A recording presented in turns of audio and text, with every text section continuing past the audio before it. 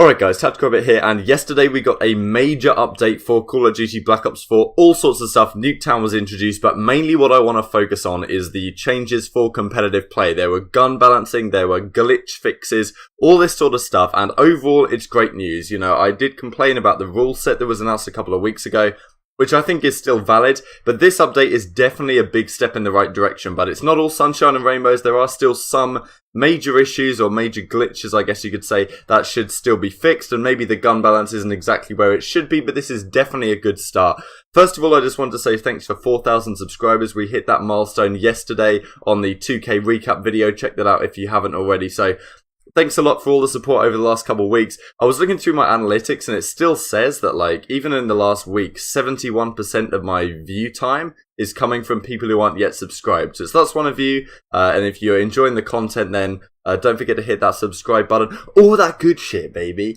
So let's get into the update. First of all, let's talk about the gameplay balance. I want to go through all the changes, and then thanks to a kind Reddit user, they posted a walkthrough on what these changes actually mean in context of the game. And I played the game for quite a few hours last night, so I have a decent idea of what these mean for competitive as well. And overall, it was a better experience for sure, especially in the CWL rule set, and we'll get into that. So first of all, let's talk about the weapon balance. So pretty much all the SMGs have had some sort of a buff here. They all have increased strafing move speed when aiming down sight, so they kind of get, like, not like a built-in stock. I don't think it's particularly noticeable, but a little bit quicker. And these are all the SMGs but the Sorg, because the Sorg's obviously the dominant one right now. So it's nice to have something that can actually compete with that.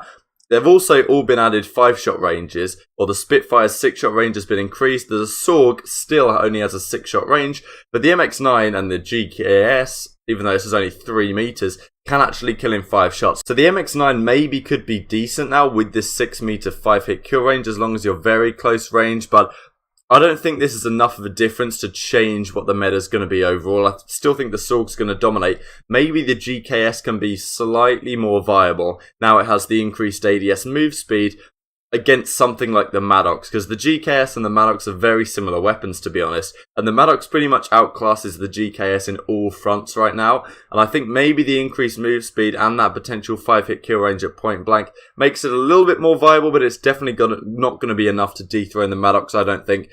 Spitfire could be, again, a little bit more viable in very niche scenarios. If you're playing a certain angle on defense or hitting a sight first on offense, maybe the Spitfire could be used, but I don't think much is going to change. The Maddox did get a nerf. Now, it's a very, very slight nerf. I didn't notice it at all.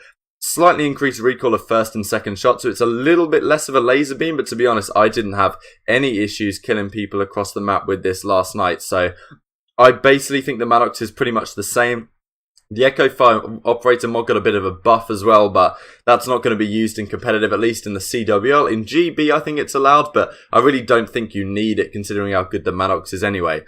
The KN got a slight buff as well, increased 4-hit kill range, reduced idle sway. The Rampart has got the real big improvement, it seems. A lot of people were using this in GBs last night actually to test it out. Reduced idle sway, first of all, which is one of the problems with the Rampart. It moved a bit all over the place. The recoil has been reduced as well, especially at the start of the shooting. So if you get your crosshair on someone, you start banging them out, you're going to kill them a lot more effectively than you used to, and the 4-shot kill range has been increased for multiplayer only, but of course that's all we're interested in here. So the Rampart actually could be very viable, and I believe I talked about this in a video, maybe it might have been a podcast I did or something like that, that I would like the Rampart to have some sort of a buff in order to compete with something like the Maddox, because the Maddox, I compare it to the HVK from Black Ops 3, it would be nice to have a Man of War that was also viable. I think the Rampart could be that gun, and hopefully it finds its place in competitive, because I love to see more variety.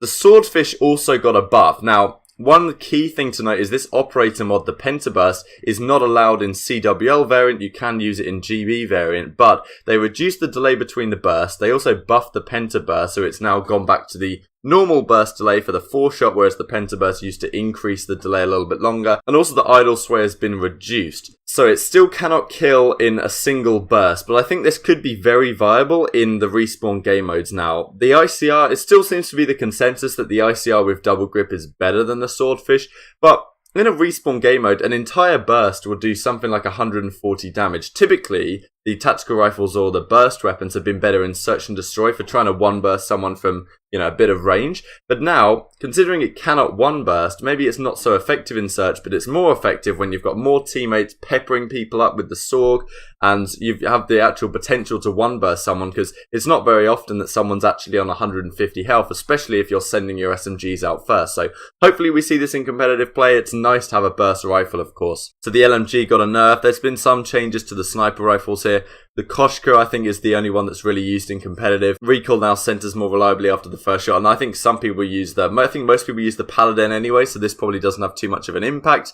Grip 2, reduced flinch mitigation. I don't really like flinch as a mechanic on the whole, because it tends to create something of random engagements where the person who shoots second can actually get an advantage by throwing the other guy's aim off target. But considering all the other weapons have the normal flinch, and the Grip 2 ICR just basically had no flinch at all, that did create a little bit of an imbalance, and it was a really big problem when you try and challenge someone on a head glitch with the ICR, and they have no flinch at all, and you basically have no chance unless you yourself have an ICR Grip 2. So at least now this might give other opportunities for a gun like a Swordfish, or even a Maddox if you control the recoil very well, to actually take down an ICR off a head glitch, which usually it's not very possible. So now we get into the good stuff. The specialists have had some nerfs pretty much across the board, especially for the more powerful ones. So the 9 bangs flash effect duration reduced by 25%. This isn't the biggest deal in the world, considering it still would last for a really long time. The more crucial change, I think, is that it's more effectively countered by Tactical Mask, and this is a huge increase in effectiveness. It's almost like back to Black Ops 2 levels, where you get hit by it and you kind of hear the noise and your screen goes a little bit white for a second, and then you're back in the game, like when you got hit by a stun in Black Ops 2. This, obviously, because it goes off 9 times, it's a little bit less severe, but pretty much as soon as the 9 bang has finished banging off, you're good to go again. So Tactical Mask is pretty much a crutch right now, I'd say, if you're using an aggressive SMG class. Arx's shield has also had some sort of a nerf, a bullet spread, but as the guy on Reddit that goes on to talk about, he says this isn't really that effective, considering the bullet spread is pretty much not a factor in the relatively close range engagements which you tend to take with Ajax, but I still feel like we'll see his shield kind of gentleman's agreement out of competitive. I know that amateur teams will probably pull it out, but I feel like between the competitive teams, these guys have kind of realized that, this is pretty ridiculous, even though it has received some nerfs and there are some more counters coming in, where you can, as you see here, an issue's been resolved where you could prevent Ajax being hit from behind, and they also the other day increased the amount of explosive damage it would take from the front, like let's say you banged a war machine at it. And there's also now a sound effect for the charges 2 and 3 of the 9 bang, so you know when this thing is coming, which may not help you if you don't have Tactical Mask, but definitely some great changes for Ajax. So Profit's Tempest actually got something of a buff, so it may be more viable now compared to something like the Annihilator, the pistol, which is really strong. So increased accuracy, and also the charges attached to players will no longer be destroyed by explosives. Not really sure what that means, but sounds like a buff to me. So no other real changes to the specialists here for the overall game, but there are some CWL specific changes, which are really good indeed, which we'll go on to discuss in a second. We're also going to change where its grapple gun should connect to surfaces more effectively. Let's go on to the perks. Increased resistance to 9 bang, concussion grenade, and razor wire. Great changes. The perks being more effective is a huge deal in order to actually have some counters to these specialists. And apparently, Tactical Mask and Flak Jacket have had really increased effectiveness here, which is great news. Increased resistance to explosive damage for Flak Jacket. Cold-Blooded will also now increase the delay between the time that an AI will be able to target you. Not sure this is that effective in competitive, but we'll have to see how it goes down the line. Maybe people will use it to avoid the Seeker shock drones, things like that. Dead Silence will now suppress sounds related to healing, taking fall damage, or servicing while swimming. This guy on Reddit that will go through his post in a second says that this servicing while swimming may actually not be true, but if any of you guys know any more about that, I'd be interested to hear your thoughts in the comments below. Scrolling down a little bit further, spawns. Hardpoint spawns, adjusted spawn logic. Reduce weight given to spawns near the hardpoint. This should help reduce times where teams spawn on the same side as the active hardpoint. Not exactly sure what that means, but increase in spawn logic should be a good thing. They should be adjusting things over time to make things smarter and smarter, I guess. But I have seen some pros saying that they're not a fan of the new spawns.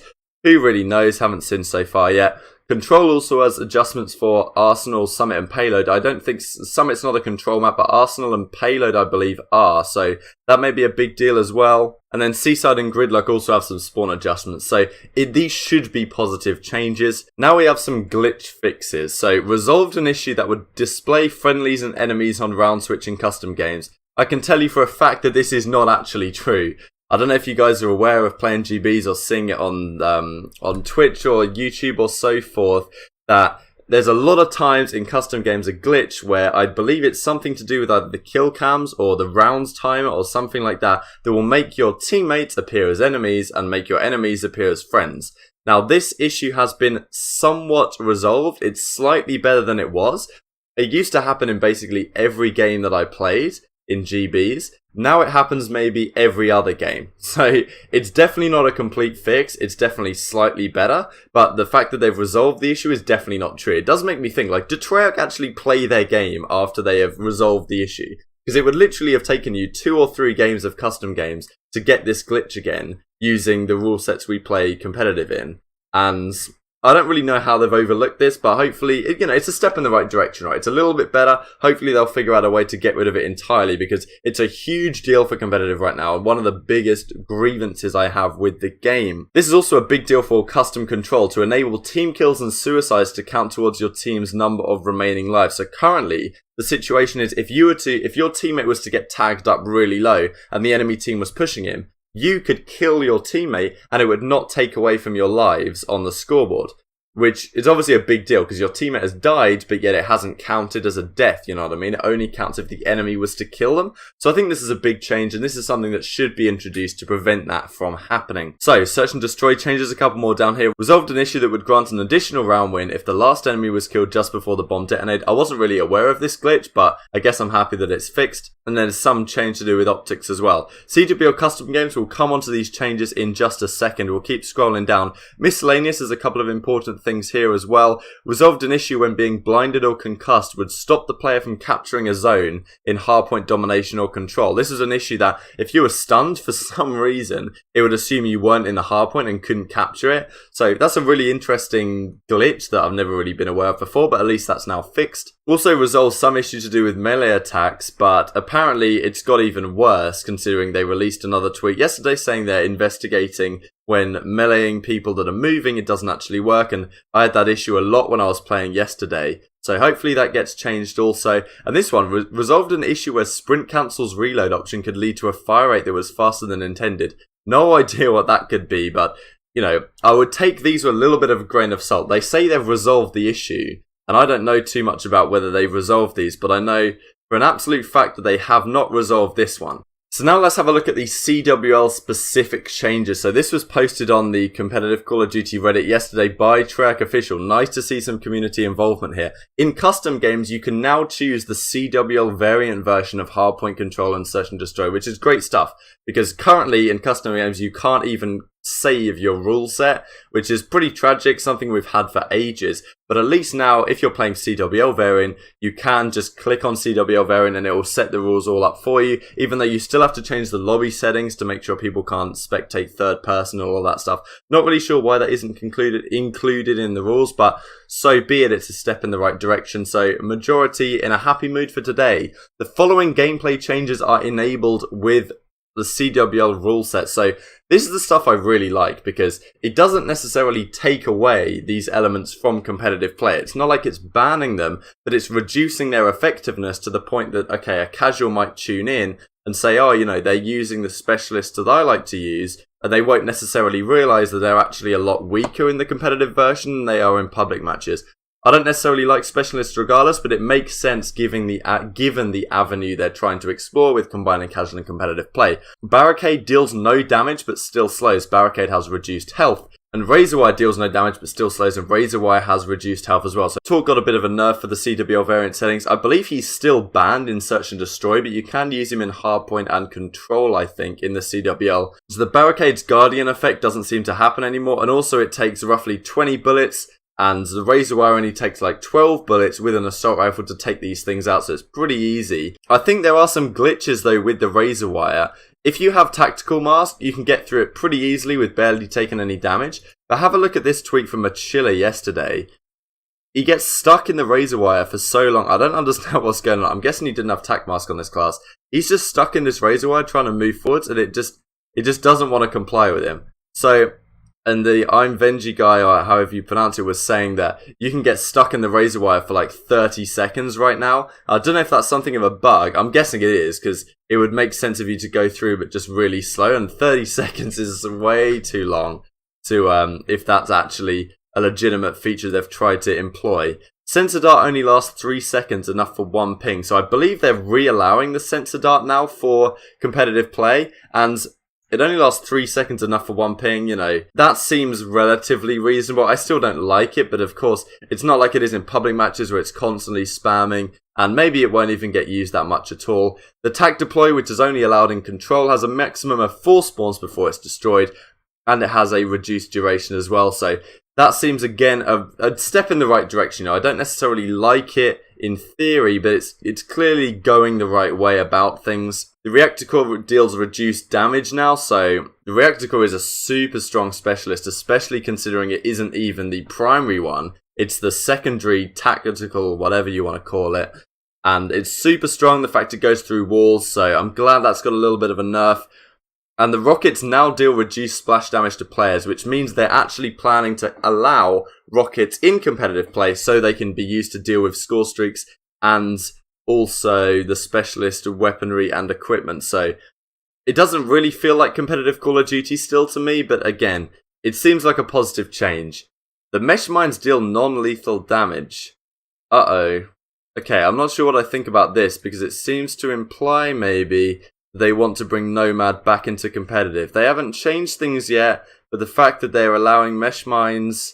Oh, okay, that's maybe not what I wanted to see. So let's go through what this guy says about the patch notes on Reddit here. So, going through the weapons, the GKS, he reckons it's not bad. The Spitfire may be a little bit better. The Rampart has been improved significantly, supposedly. And also the Swordfish is definitely viable in the current state. The specialists and equipment, the 9-bang again has something of a nerf, but tac mask is now really effective to it. RX's bullet spread for his pistol got nerfed, but it's still accurate at the ranges he'd actually use it. The barricade doesn't deal damage anymore. He reckons there's some sort of bug here where you can get a wall of slow and then you're able to sprint through it. So not exactly sure how that's going to work. Maybe it's a bug, as he says. There's also a health nerf, so 20 bullets on an AR and 12 bullets for razor wire down here. FMJ doesn't seem to have an effect. And he mentions this kind of bug here where you seem to get stuck in the razor wire for a super long amount of time. And tac mask, you can barge through them with ease, which is fantastic news overall. The Reactor Core nerf is somewhat substantial, but he reckons it's still far too effective, and I definitely agree with this, considering it's not even the primary, it's not even the ultimate ability, it's something you can get really quite commonly. And the perks, Tac Mask was introduced as a counter to concussions, Black Jacket got buffed and it really pays off. He reckons now only 60 damage per grenade, so it might take like 3 War Machine grenades to kill you with flak. And, you know, you kind of tell when the enemy team is going to be pulling out the War Machine, to the point where you can probably whip out Flak Jacket just in the nick of time. Hailstorms now do less damage, which is interesting, and also RC cars only deal 100 damage if they're right on you, which is a great change. I love to see perks being effective, because at the end of the day, that's what they're for. And he does reckon here that maybe when resurfacing on Contraband, you can still hear a loud splash. So maybe it hasn't affected the noises for the water. But definitely, again, another Dead Silence buff. The perks getting better and better. The specialists getting worse and worse is the direction we want to see with the game. Of course, there are some issues. It's not fully resolved. That issue I was talking about here with the friendlies appearing as enemies in custom games is still a thing. Endura tweeted this yesterday, and this is an issue I had as well. In the first round of S&D, you get score towards your score streaks and towards the scoreboard. But after the first round, every round after that, you never get any score. So you can't build up your streaks or anything like that after the first round of Search and Destroy in CWL variant, which is really weird. No idea why that's happening, but that's definitely something that needs to be fixed. Josh had a positive opinion on the stun grenade you can now aim in while stunned, apparently, which is a big change. And there also are some other issues. So for Codcaster, for example, I was watching the Heretics versus Reciprocity game that Tom was streaming, the final of the European 2K. And in that game, there's so many issues with Codcaster. Once again, it's like, did Treyarch actually really test this? Because every time you try and bring up the scoreboard in any game mode, you either get one of two glitches. Either the X-ray disappears for the enemy, or all the names switch around. And so you can't bring up the scoreboard right now. And also there's apparently a glitch where it would just crash out of nowhere quite often, the Codcaster. That's definitely going to be needed to fix in advance of Vegas. There's about 3 weeks left. It's taken about a month for them to get these changes out. Hopefully we get another big update a couple weeks down the line before Vegas that helps maybe not change weapon balance, because I wouldn't want that to change too significantly in advance of an event, of course, but to resolve some more of these issues that are still present in the game. And one more thing, they also haven't yet added 60Hz in private matches. So I believe it came out last week that 60Hz servers are now active for public matches. But in private matches, I believe we're still playing on 20Hz, which obviously isn't ideal. But then again, overall, I'm happy with this patch. It definitely seems like a step in the right direction. So like if you enjoyed, subscribe if you're new. And I'm interested to hear your guys' thoughts on this. I think overall, this has got to be a positive change, right? Everything seems to have gone pretty much in the right direction. The specialists in general got nerfed. Grip 2 on the ICR got nerfed as well. The ARs that weren't as viable got buffed. The Maddox got a slight nerf, but I definitely think it needs a little bit more. The SMGs on the whole got buffed as well. Some glitches were resolved. The perks were significantly buffed. Great update. So thank you guys so much for watching as always, and I'll see you next time.